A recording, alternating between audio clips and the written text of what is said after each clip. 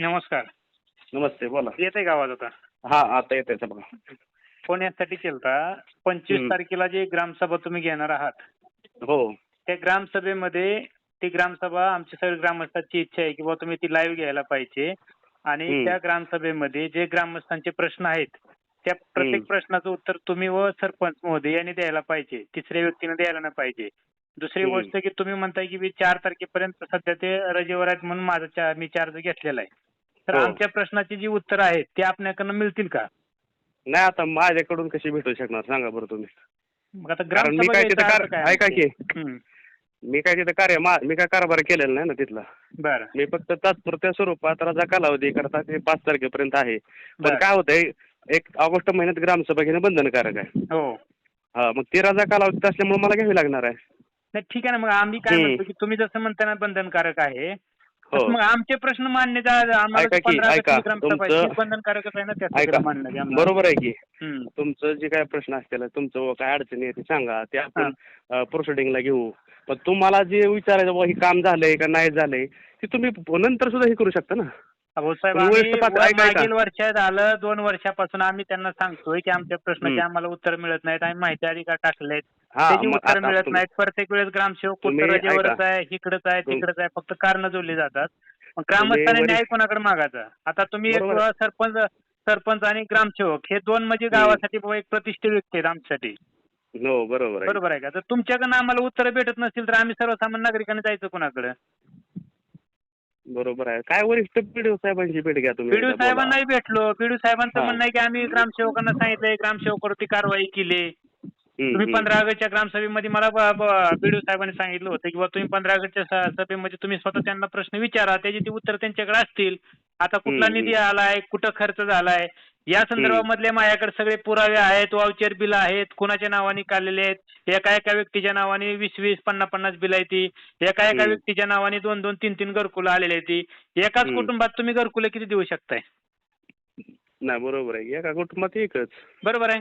मग आता जी तुमच्याकडे यादी प्रसारित झाली, आमचं दुमत नाही, द्या घरकुल सगळ्यांना द्या. पण आमचं म्हणणं काय आहे की ज्यांना खरोखर त्याची गरज आहे, ज्यांना त्याची आवश्यकता आहे, जे त्या गोष्टीपासून वंचित आहेत, आज त्यांची घरं पडले आहेत, त्यांना घरकुलामध्ये नावं नाहीत आणि ज्यांचे बंगले आहेत त्यांचे एक नाही 2-2 घरांमध्ये नावं आलेले आहेत. ज्यांची काय रेशन करा. कार्ड एकत्र आहे त्यांची नावं आहेत. आमचं ऑब्जेक्शन आहे त्या यादीवरती बी. ज्या बरोबर आहे. लोकांना मग हे खरोखर ऐका.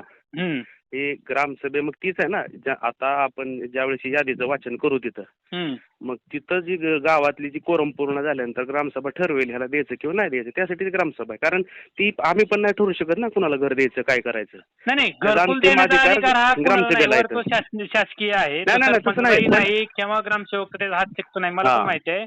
पण माझी मागणी काय आहे की जे खरोखर लाभार्थी आहेत, जे गोरगरीब आहेत तेच त्यांना आहे ना, मिळालं तेच पाहिजे. विषय आहे. हा. लाभार्थी निवडण्यासाठीच ग्रामसभा आहे. ती यादी आली म्हणजे काय ते सगळ्याला घर भेटणार असा विषय नाही. ती यादीचं आपण वाचन करायचं. मग तिथं तुम्ही जी उपस्थित लोक आहात, तुम्ही आक्षेप घ्यायचा बाबा ह्याला आधी घर भेटलेलं आहे किंवा ह्याचं पक्क घर आहे नाही, किंवा आम्ही हा त्याचे निकष पुरावे पसत देणार. नाही. आम्ही ऐका, आम्ही बरोबर आहे की. आक्षेप तर घेणार, आम्ही त्याचे पुरावे पण देणार तुम्हाला. याला पहिलं घरकुल मिळालं आहे का हो. नाही, मग आणि जी ऐका, खरोखर तुम्ही गरगरीब आहेत ती ह्याच्यापासून वंचित राहतात. म्हणजे ज्यांच्यासाठी ही लाभार्थ आहे किंवा ज्यांच्यासाठी स्कीम आहे आणि ती लोक तुम्ही राहिली जे- बाजूला. मी काय बरोबर आहे. करायचं, माझा नातेवाईक आहे, माझा मामा आहे, माझा काका आहे, माझा कार्यकर्ता आहे म्हणून आमच्या जवळचीच द्यायची. आणि जे खरोखर वंचित आहेत, जे मागासलेली घरं आहेत ती किंवा ज्यांची घरं पडलेली आहेत, त्यांना घरकुलमध्ये चान्स नाही आणि त्यांना काय संबंध त्यांची घरकुलमध्ये नावं. बरोबर. आता काय करा, 25 तारखेला जी तुम्हाला वाटते बाबा ही खरंच गरजू लाभार्थी आहे, त्यांची एक तुम्ही सुचवा नावं. त्यासाठीच ग्रामसभा आहे. कारण ती आपण सर्व ठराव घेणार, प्रोसिडिंगला घेणार आणि तसं आपण पंचायत समितीला कळवणार की ग्रामसभेनं ही नवीन नावं जी निकषात बसणारी अशी लोक आहेत, वंचित आहेत, त्यांची नावं सुचवलेली आहेत. मग ती नावं घेऊन आपण त्यांचे अर्ज घेऊन पंचायत समितीला सादर करू. ठीक आहे. मुद्दा नंबर 1 झाला घरकुलचा. मुद्दा नंबर आमचा दुसरा आहे की ज्या समजा एखादा शासकीय निधी ज्या ठिकाणासाठी आलाय किंवा ज्या कामासाठी आलाय त्या कामाला न वापरता तुम्ही दुसऱ्या ठिकाणी वापरलाय, ते तुम्ही वापरू शकताय का? आता कसं आहे, आता समजा काय ते कुठलं काम आहे बघावं लागेल. 15-20 मधलं आहे काय त्याचं, म्हणजे समजा 15-20 सगळे पुरावे माझ्याकडे काय विषय आहे की आता एक छोटस तुम्हाला सांगतो मी. जो पाणी पुरवठ्याची विहीर आहे त्या विहिरीवरती शेड मारलं म्हणून एक 2,93,000 रुपयाचं बिल आहे. पण तिथं प्रत्यक्षात पाहिलं तर त्या ठिकाणी कुठलंही शेड झालेलं नाही, कुठलंही फाउंडेशन झालेलं नाही. पण ते बिल 7/10/2025-26 मध्ये ते उचललेलं आहे. त्याचे आमच्याकडे वाउचरचे पुरावे आहेत. तर आमचं म्हणणं काय आहे की त्या ठिकाणी शेडच नाही तर मग ते पैसे कुणाच्या सहीने काढले, कुणाच्या नावावर काढले त्याचे पुरावे आहेत आमच्याकडे. ते कशासाठी काढले? बरं आम्हाला गावामधनं अशी चर्चा ऐकायला मिळाली की आम्ही ती निधी दुसरीकडे वापरलाय. मग तो दुसरीकडे वापरलाय ज्या कामासाठी तुम्ही वापरला म्हणता त्या कामाची बी तो 2.5 लाखाची माझ्याकडे बिल आहेत. मग तो निधी कुठं वापरलाय? त्याची आम्हाला उत्तर तुम्ही द्या. आमचं मागणं काय माहिती आहे का साहेब, माझ्या गावासाठी 1000 रुपये जरी निधी आला तर तो गोरगरिबासाठी येतो म्हणल्यावर ते गोरगरिबापर्यंत पोहोचला पाहिजे. आम्ही म्हणत नाही आम्हाला द्या. आमचं मागणी काय आहे, ज्या लोकांसाठी आलाय, म्हणजे ज्या लाभार्थ्यासाठी आला त्यांना तो मिळावा हीच आमची अपेक्षा आहे. आमची नावं वैयक्तिक कुणाला टार्गेट करून ह्या व्यक्तीच्या नावाने अर्ज आहे किंवा त्या व्यक्तीच्या नावाने आमचा अर्ज नाही आणि आम्हाला त्यातून इंटरेस्टही नाहीये. आमची प्रामाणिकपणे मागणी एकच आहे, जो गावाचा लाभार्थी आहे जो समजा आता घरकुल लाभार्थी जो आहे त्याला ते घरकुल मिळालंच पाहिजे. बरोबर आहे. ज्याच्यासाठी शासनाने वरून निधी दिला, दलित वस्ती निधी म्हणा. दलित वस्ती निधी म्हणजे काय 4 गटू टाकलं म्हणजे दलित वस्ती निधी संपला का? त्यांनी बाकीच्या दलित वस्तीतल्या लोकांचे काही प्रश्न असतील ना. काय फक्त दलित वस्तीला गटू टाकले म्हणजे हे झालं का संपलं? काही ठिकाणी लाईट नाही, पाण्याची व्यवस्था नाही, मग निधी तो वापरला कुठे गेला ह्याची पण आम्हाला उत्तर पाहिजे. त्याच्यानंतर बंदिस्त गटारे आहेत. बंदिस्त गटारीची तुम्ही जी कामं केलेली आहेत ती कामं शासनाच्या नियमानुसार तुम्ही केलेत का? त्याच्यामध्ये कॉन्क्रिटिंग केलेलं आहे का? जर नाही केलं तर आम्हाला ते काम दुरुस्त करून नव्यानं काम करून द्या. बस जी नळ्या तुम्ही मागवल्यात त्या नळ्याची साईज तुम्ही शासनाने जी नियमाने दिली नळ्यावरून त्या साईज मध्ये नळ्या आल्यात का? आज अशी परिस्थिती त्या नळ्यातनं 2 उंदरं संघ गेली तर नळ्या जाम होते त्या. तुम्ही नळ्या दिल्यात एवढी बारकी पाईप. आज मला सांगा ती जी तुमचा JR आहे ते आम्हाला तुम्ही 25,000 तुम्ही ग्रामसभा घेणार आहेत. तुमच्याकडे पण ते दप्तर राहू द्या, आमच्याकडे पण त्याचे दप्तर आहेत, सगळे शासनाचे JR आहेत, सगळे वाउचर आहेत, ते घेऊन आम्ही तुमच्या समोर बसू. आमची प्रामाणिकपणे एकच अपेक्षा आहे, माझ्या गावासाठी जो निधी आलाय तो माझ्या गावाला मिळाला पाहिजे. मला वैयक्तिक कोणाला टार्गेट करायचं नाही, मला ग्रामसेवकला बी टार्गेट करायचं नाही, सरपंच महोदयांना बी टार्गेट करायचं नाही किंवा इतर तिसऱ्या कुठल्याही व्यक्तीला करायचं नाही. आमची मागणी एकच आहे, जे गावासाठी आले ते गावाला मिळलंच पाहिजे. बरोबर आहे. त्यासाठी मी तुम्हाला सांगितलं की 25 तारखेची ग्रामसभा फक्त लाईव्ह घ्या, आम्ही त्या सभेला सर्व उपस्थित राहू आणि आमच्या प्रश्नाची उत्तरं तुम्ही द्या. आता उपस्थित राहा तुम्ही, बघू काय मला जर माहिती जेवढी भेटेल ती मी उत्तर देऊ शकणार आहे. मी तर काय तुम्हाला म्हणजे नाही आम्हाला अपेक्षित आहे की तुम्ही आमच्या प्रश्नाचे प्रत्येक प्रश्नाचं तुम्ही आणि सरपंच महोदयांनी उत्तर द्यावं.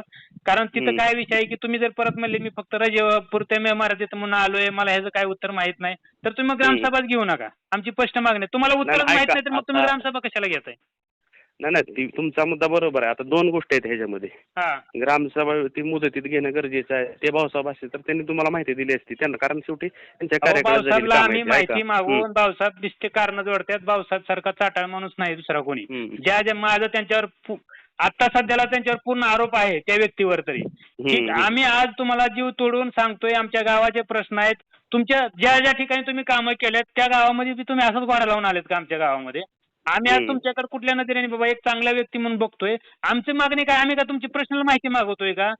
बरोबर आहे. आम्ही आमच्या गावची माहिती मागवतोय. आम्हाला तो अधिकार आहे, संविधानामध्ये ते दिलेला अधिकार आहे आम्हाला. लोकशाहीमध्ये आम्ही लोकशाही मार्गाने मागतोय. आम्ही तुम्हाला डायरेक्ट दमदाटी करून नाही मागितले. आम्ही तुम्हाला माहिती अधिकार दिले, तक्रारी अर्ज दिले, त्या अनुषंगाने पण तुम्ही देत नाही.